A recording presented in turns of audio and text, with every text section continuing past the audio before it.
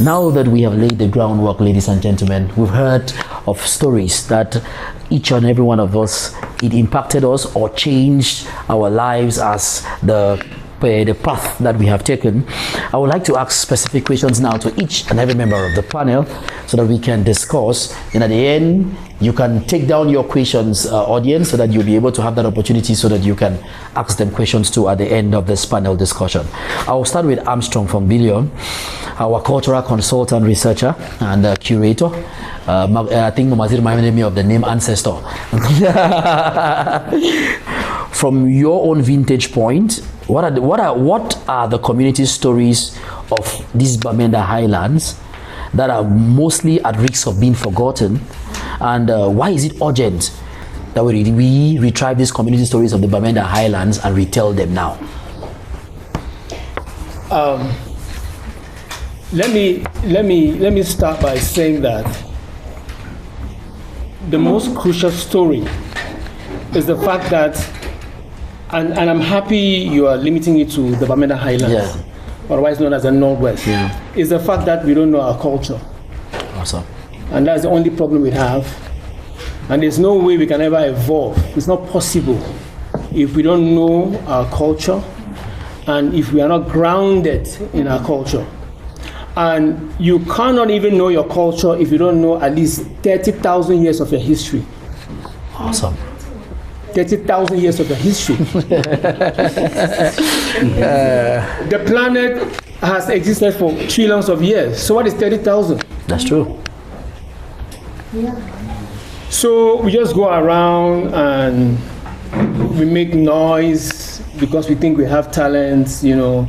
We just blab around and we impress ourselves and impress our friends, especially with the invent of social media, because we own platforms that we can do anything and we post, you know. No. If we ever have to evolve, and when I say we, I'm talking to us, the Bamenda people, but it applies to every other person, every other country, whether it's Nigeria or it's South Africa, I don't care. If you don't know your culture and whatever you're doing is rooted in your culture, you're going nowhere. Awesome. So the story now, in this moment, is the fact that we don't know our culture. Even those who think they know, they still don't know it. So there's a lot of work to be done.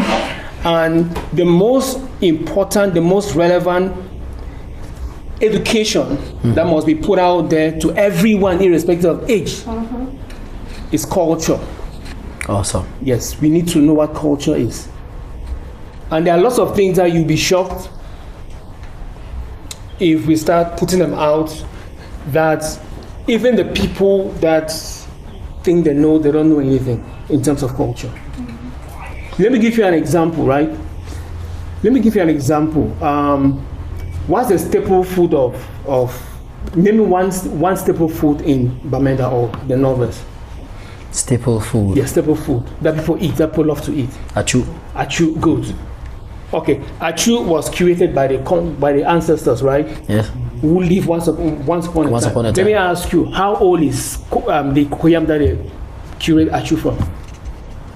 Hey, he's not that old. Oh, okay. So what if I tell you that cocoa is not indigenous to the Northwest? Whoa. It came from somewhere.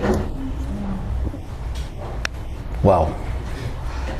Wow. Okay, what if I tell you that all yams, including the yams in Nigeria, which constitute the Calabar yam, what they call it? Yeah, you know, the white yam, which constitute part of their cultural dishes, is not also indigenous to Africa. Wow. Wow. So you begin to understand that we need a lot of cultural education, because that's the only way we would evolve.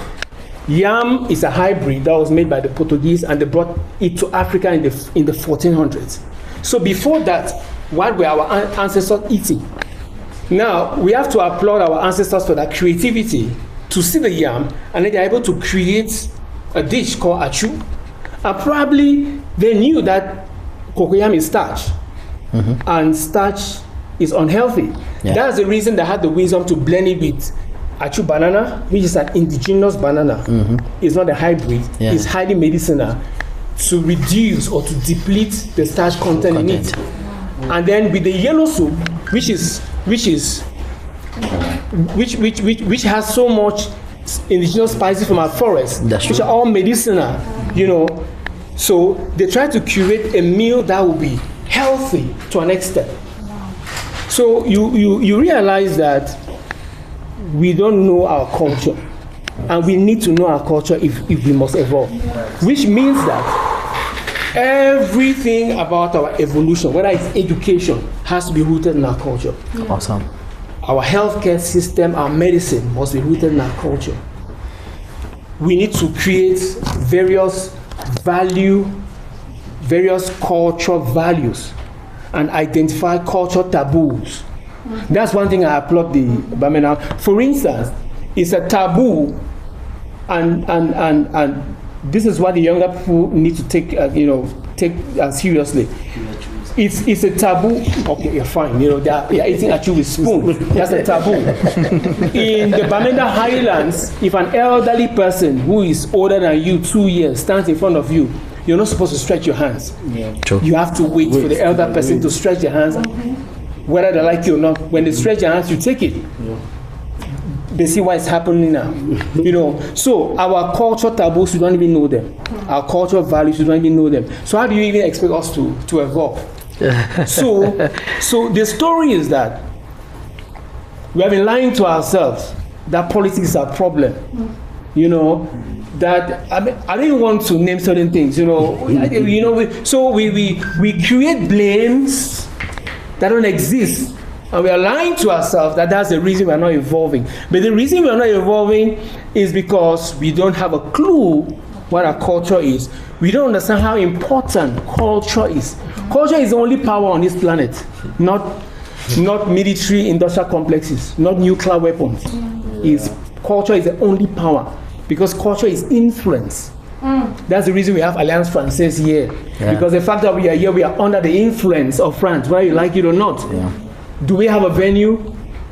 Do we have a venue in this town? No, we don't. Back to back, all of our events, what are we doing them? Where? Alliance here, Française. Right? Yeah. Okay, so psychologically, what does that tell you? You feel inferior. True. Yeah. In the face of the people who own this institution. Yeah. So you see how important culture is. So you see how it's necessary for us to use various art forms to educate our people, old and young, about culture and why it's important for us to really know our culture. So you now understand why it's important for us to document it, whether it's in the form of literature or film or music. We're having a conversation on Saturday in these premises.